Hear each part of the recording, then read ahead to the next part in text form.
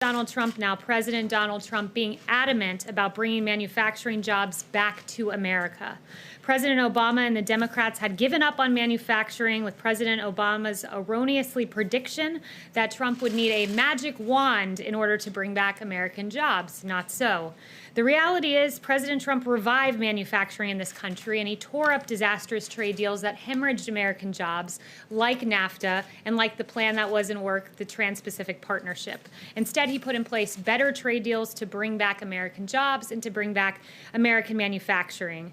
And in the battle against the invisible enemy, President Trump took action to shore up our domestic supply chains in order to deliver the necessary PPE and other medical equipment to the states. Speaker Pelosi and House Democrats are currently promoting a $3 trillion liberal wish list among a litany of Democrat priorities immaterial to the coronavirus crisis are embedded in this, and one would require the president to appoint a, quote, medical supplies response coordinator who would, quote, serve as the point of contact for the healthcare system, supply chain officials, and the states on medical supplies. I'm happy to report this individual already exists. This bill ignores reality because the medical supplies official is in existence. He's been working on this since March to deliver to date over more than 1 billion, I should say, pieces of PPE to countries and hospitals across the country.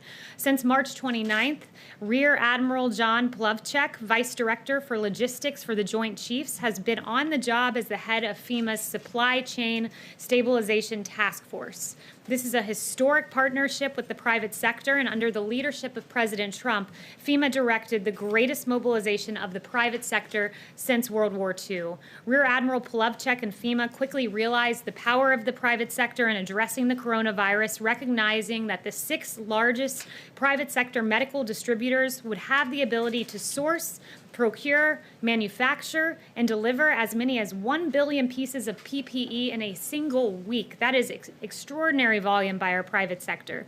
And at the direction of President Trump, Rear Admiral Plovchek and FEMA were able to harness this power. Every day at 9 a.m., Rear Admiral Plovchek's team huddles with these 6 large private sector medical distributors, and together they review data compiled by Dr. Birx as well as information provided by the CDC to set priorities and ensure sufficient levels of supplies go down not just to the county level, but to the hospital level. After focusing geographically, Rear Admiral Plovchek and his team orients the data to set point-of-care distribution priorities for public hospitals, VA and DoD facilities, private hospitals, nursing homes, acute care clinics, first responders, and labs. In just 2.5 weeks, Rear Admiral Plovchek and his team were able to combine data streams, utilize supply chain visualization tools from DoD, and input data into the cloud. This system is now available to generate reports for governors showing what their state received from the federal government and commercial partners all the way down to the hospital level, as I noted. And thanks to President Trump and his administration, governors now have visibility as to where their supplies are sent and where they're received. And from March 1st through May 10th, this public-private partnership has led to the delivery, and these are extraordinary numbers, of over 113 million N95 respirator masks, nearly 500 million surgical masks, nearly 18 million face shields, and over 12 billion gloves. That is a lot of PPE, and we thank our private sector partners for engaging in this effort with us. Also, I just wanted to note that earlier today, the president held an hour-long call with thousands of Hispanic community, business, and faith leaders across the country. He recognized the many contributions of the Hispanic community to our country and addressed important issues like how to reopen their businesses and build the greatest economy in history again. And finally, before I take questions, I just wanted to note on a separate note that I wanted to acknowledge the passing of Ravi, Zacharias, a renowned Christian apologist who left this world yesterday. Our prayers are with Ravi's family during this time. He meant a lot to a lot of people around this administration. And as my father said, Billy Graham was the great evangelist and Ravi Zacharias was the great apologist. And we are all thinking about him and holding him close to our hearts and his family today. And with that, I'll take questions. John. Kayleigh, what does the president believe is illegal about the Secretary of State of Michigan sending out absentee ballot applications, and what federal funding is he considering withholding from the state of Michigan as a result? So, I won't get into exactly what the funding considerations are. I would note that his tweets were meant to alert Secretary Mnuchin and Mr. Vogt about, head of OMB, about his concerns with trillions of dollars going to these states and his noted concerns about a lot of fraud that is potentially at play when you have mass mail-in voting. So with regard to the illegality and legality of it, that's a question for the campaign as to their voting and ballot practices. But I would just note that his tweet was meant to alert OMB. He wanted to be very careful as we send trillions of dollars to states that we keep this important point in mind and we ensure that there's fairness in our voting system and absolute accuracy. Yes, Kayleigh. But the president himself has voted just 2 months ago by a mail-in ballot. There are several Republican states that are also doing these mail-in applications for ballots. And so I'm confused. What is it that he thinks is illegal that's happening in Michigan? He doesn't really specify. So first, with regard to the president doing a mail-in vote, the president is, after all, the president, which means he's here in Washington. He's unable to cast his vote down in Florida, his state of residence. So for him, that's why he had to do a mail-in vote. But he supports mail-in voting for a reason. When you have a reason that you are unable to be present, there's right now we're very far from November 3rd. I'm glad that you have the prediction tool and you can tell us what will be happening on November 3rd, 2020. I certainly don't, nor does the president. Primaries coming up, and that's like what's happening in Nevada and whatnot. I assume you care about fairness and accuracy in our elections, do you not? Of course I do. But Of there's course. not evidence that there is widespread voter fraud. So there's evidence. You can go look this up on ProPublica. There was a bipartisan consensus on the fact that mass mail-in voting can lead to fraud. There was a 2005 commission by none other than President Carter, who's not a member of the Republican Party, and also James Baker about this, concluding that these ballots, quote, remain the largest source of potential voter fraud. So this is a concern. The president's right to look at this. We want a free and fair election, and that's his concern. Yes, Zeke? Kayleigh, on this subject and one other on a different one, the president deleted his first tweet, which alleged falsely that the state of Michigan was sending out absentee ballots to every voter. In fact, they sent out absentee ballot requests. Was the president misinformed this morning? And why is he only directing this message toward Michigan, not other states like Georgia and others that are sending similar absentee ballot requests to their citizens? So the president corrected his tweet, as you noted, and with regard to going state by state and looking at ballots and the way they're distributed, that would be a question for the Trump campaign, and I'd refer you to the campaign on that point. On the G7, do you have any more details on the timing when the president would like to schedule that here in Washington? And does that mean that travel restrictions that are currently in place on travel from Europe, from China, and other places would potentially be relaxed before that meeting would take place here? So I won't get into the mechanics of how that would happen. I would note that the president really wants to see the G7 happen here in Washington as we begin not just to reopen the country, but as the world begins to reopen. He'd like to see it happen sometime in June, but as to a particular date, I don't have any announcement on that front or to the mechanisms of how we'd make that work. Yes. Thanks, Kayleigh. Couple of questions for you. One, does President Trump support the CDC guidelines that were released over the weekend? And if so, why were they released so quietly? Why not talk about them, roll them out here from the podium? So the CDC guidelines, there was a 60-page document that came out last night that I assume you're referencing. That document, I talked to Dr. Redfield earlier today about it, and much of that was already out there. So Appendixes A, B, C, and D had been out there for a while. Appendix E, he said he thinks got posted sometime late last week. And again, these were his rough estimates he was giving me. Appendix F was being discussed, and there was constructive criticism of it through the task force and the interagency process.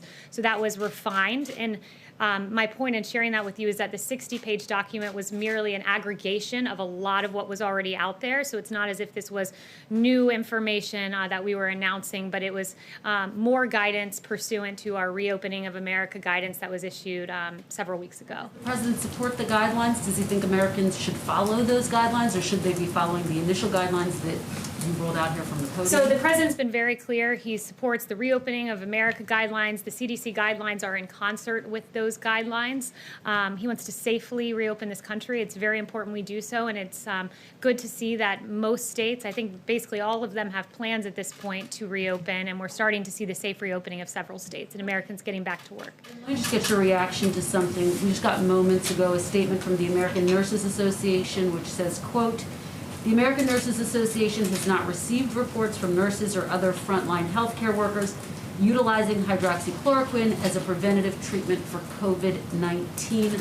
Why does the president continue to say that many or thousands of frontline workers are using it as a prophylactic? Well, there is, at Henry Ford Hospital is doing a study on this now where 3,000 frontline workers will be taking hydroxychloroquine to look at its use as a prophylaxis. I believe there's a few hundred or 190 workers in Tampa General Hospital. So this is being used by some. And one thing I want to note with regard to hydroxychloroquine, because I think it's very important that we're as accurate as we can be with our reporting on this. Hydroxychloroquine has been a drug that has been in use for 65 years for lupus, arthritis, and malaria. It has a very good safety profile, but as with any drug and as with any prescription, it should be given by a doctor to a patient in that context, so no one should be taking this without a prescription from their doctor. But that being said, I've seen a lot of apoplectic coverage of hydroxychloroquine. You had Jimmy Kimmel saying the president's,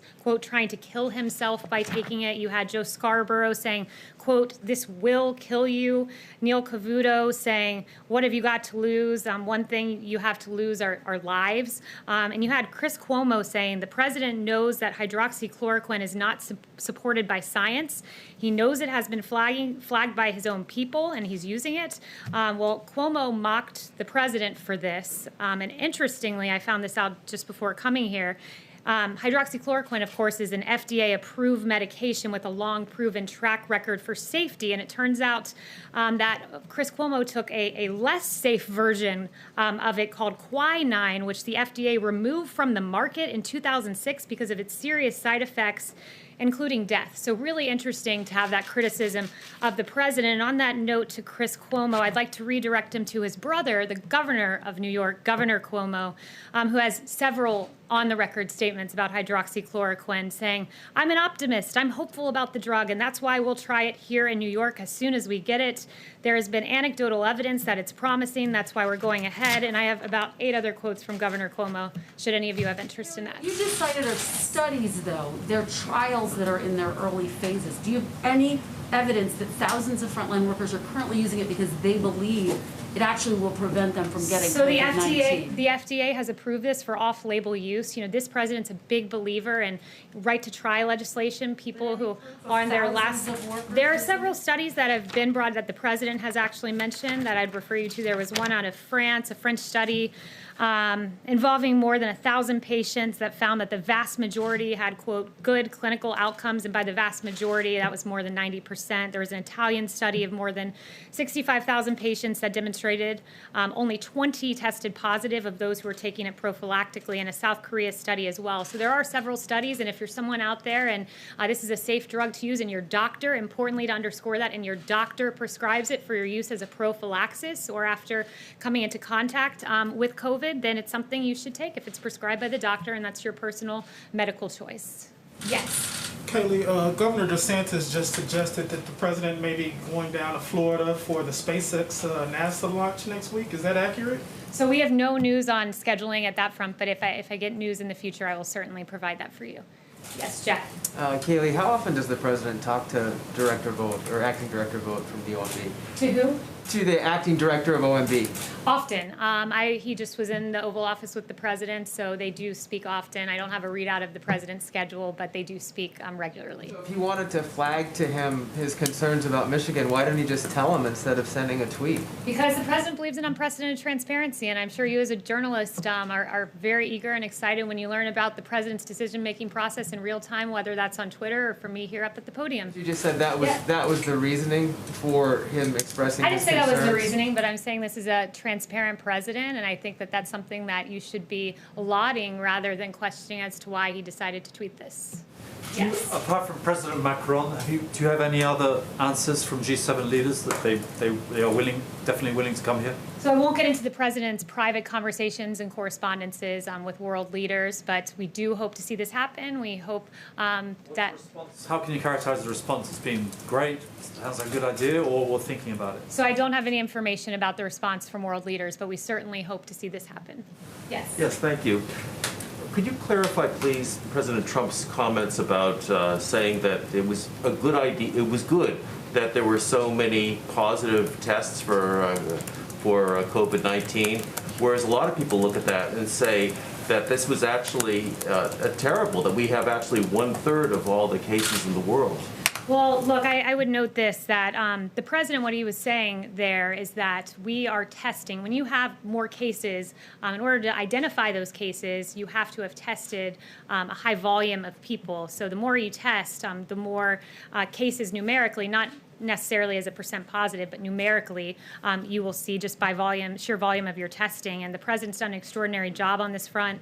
Washington Post surveyed governor's offices and state health departments and found that at least a dozen states have testing capacity that outstrips the supply of patients. That's a very good job done by our federal government in supporting the states. To cite the governor of New York again, quote, "We have more sites and more testing capacity than we're using."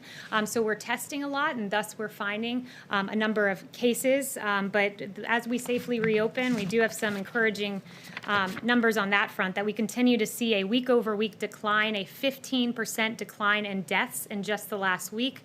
April 1st to mid-May, 50% decline in new hospitalization and under 25,000 cases today, so we are seeing progress. Yes. Kayleigh, can you tell us what law specifically the president thinks the Secretary of State in Michigan broke by sending out the applications?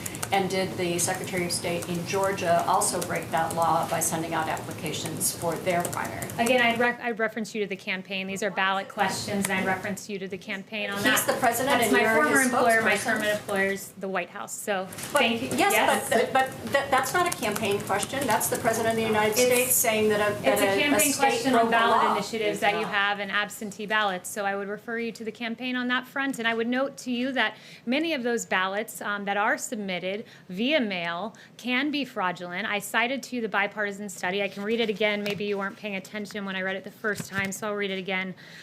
President Carter, a Democrat, not a Republican, and James Baker concluded that these ballots remain the largest source of potential voter fraud. So if you cast a ballot via mail and you do so fraudulently, that would be an illegal act, and I'd point you to that. And for further, I'd point you to my former employer, which is the Trump campaign. Is the president concerned Any other about fraud in questions? Georgia? Yes, sir. Yes, thank you, Kayleigh. Two questions, if I may. Firstly, on airports. The TSA is reportedly considering setting up temperature checks at airports. Given the numbers of people who can be asymptomatic or sick without a fever, do you think that's sufficient? And why wasn't more done to have screening at airports sooner, particularly in light of the House oversight investigation that called screening from international hotspots in March limited and stagnant?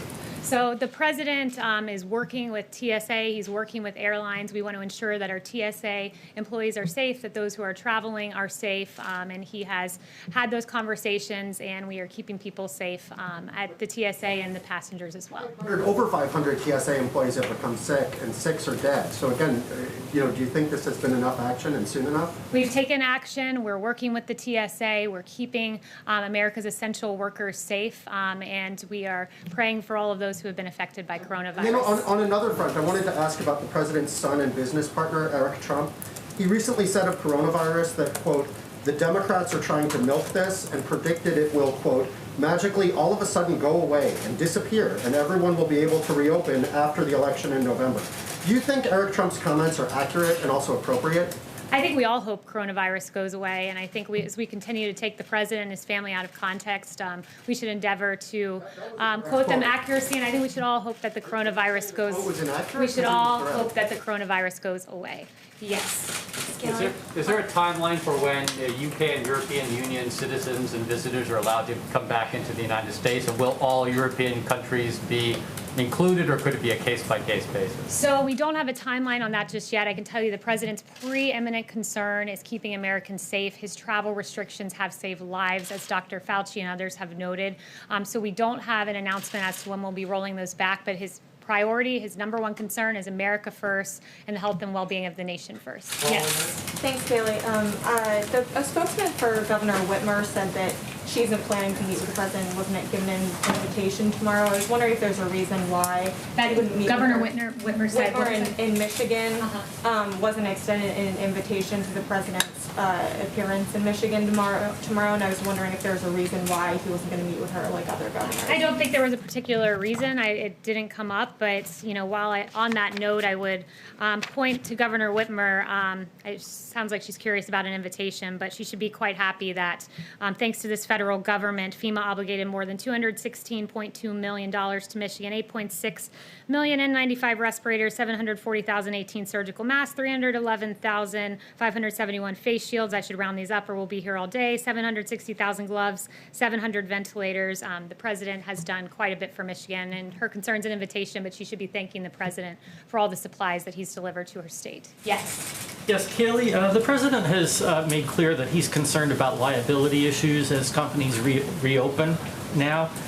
Is the White House engaged with Republican senators about this issue? And would the president sign another bill, another COVID bill, without liability being addressed in that? So I won't lay out the president's conditions or lack thereof for any upcoming legislation. He has mentioned it, that it's something that needs to be looked at closely, and he is looking at closely, and he is discussing with members of the Hill about that. But he has made clear in terms of a phase 4 that he wants to be slow as we approach a phase 4 and not rush forward with spending trillions more dollars of taxpayer money. We've done a lot so far, and he'll look at doing more in the future, and liability is definitely something that he's concerned about and working on. Yes. Right back there. Oh, one more on G7. Do you think that it would be appropriate to hold a G7 summit in the U.S. while ordinary citizens are still not allowed to travel freely, for example, from Europe? Yeah, the president wants us to start reopening. Travel restrictions are something that, he wants to make sure American lives are protected before those are lifted. But that being said, I do think it's entirely appropriate, so does the president, to have a G7 here. America's reopening, the world's reopening. And what a show of strength and optimism to have all of the leaders of these countries come together at the White House and pursue business as usual and as we move forward through this pandemic. Is there anyone I haven't gotten to? I guess not. Okay, so we'll do a few more. Yeah, I had a brief answer to your question. So Kayleigh, Susan Rice wrote an op-ed yesterday in the New York Times that said that President Trump has kowtowed to President Xi, and also has said that called his response to the coronavirus deadly, classified as a deadly mishandling. What's the White House's response to that? So you said that came from Susan Rice, was it? Okay, so first I would want to take a moment to address the president's response, because the president has had an extraordinary and early response to the coronavirus. I would note, Dr. Birx, the early work of President Trump, both with travel restrictions and quarantine, has bought us the time and space necessary to have this task force be very effective. Dr. Fauci saying that the president's response has been impressive. He can't imagine under any circumstance that anyone could be doing anything more. I can go through the actions. There's a detailed timeline out there of January 6th, Wuhan issuing a travel notice issued on Wuhan when there were 0 cases in the United States. The 17th, 0 reported U.S. cases, and there were public health entry screenings at major U.S. airports. Of course, the infamous travel restrictions that were called xenophobic by Democrats on January 31st. A lot of action in February on developing a test and making sure we were moving forward as speedily as possible. On that, keep in mind, in late February, Pelosi was saying, come to Chinatown, it's very safe, but the president had already taken very early action. And I know you brought up Susan Rice in that context, but I'm going to bring her up in another context that's equally as newsworthy, and that is the email that was declassified from Susan Rice on Inauguration Day, which is so peculiar. It set the scene. It's Inauguration Day. You're moving out of the White House. This is the most powerful building on planet Earth. Susan Rice is moving out, reflecting on her time here, and what is she doing? She's not packing her boxes. She's not being nostalgic about her time in the White House. What she's doing is writing an email where 3 times she writes that President Obama emphasized to conduct the investigation into Michael Flynn by the book, by the book, by the book. She writes it 3 times. As Shakespeare said, thou doth protest too much, Susan Rice. He didn't have the Susan Rice part in there, but I'll add that in. 2, she was asked specifically about the unmasking of Michael Flynn after she discussed it on January 5th in the Oval Office with Obama, after she wrote this email to herself on Inauguration Day. She was asked by a good journalist, Judy Woodruff, about this email and about the unmasking of Michael Flynn, not the email, but the unmasking. She was asked specifically about Nunes's claim specifically. So let me clarify, it was Nunes's claim. And she said, I know nothing about this, so it was a lie. And then Susan Rice, since no one brought it up to me, I will bring it up to you. Her attorney said that this was the first opportunity 3 weeks after this Oval Office meeting that she had to write this email memorializing her Oval Office meeting with Barack Obama discussing Michael Flynn. It was her first opportunity, she said. Interesting, because she had an opportunity in those 3 weeks on January 10th to do a passing of the baton event with none other than Michael Flynn, where she praised him, wished him success, and talked about the great transition into the White House. And then on January 12th, she was able to participate in a story that published on that date in the lifestyle section of the Washington Post. So she never had time to write this email until Inauguration Day as she's rushing out the door, when in fact she had an opportunity to do all of those things. I'll leave that with you. Thank you for bringing up Susan Rice, not in the context that I wished, but for allowing me to share that with you. Couple more. Secretary Pompeo.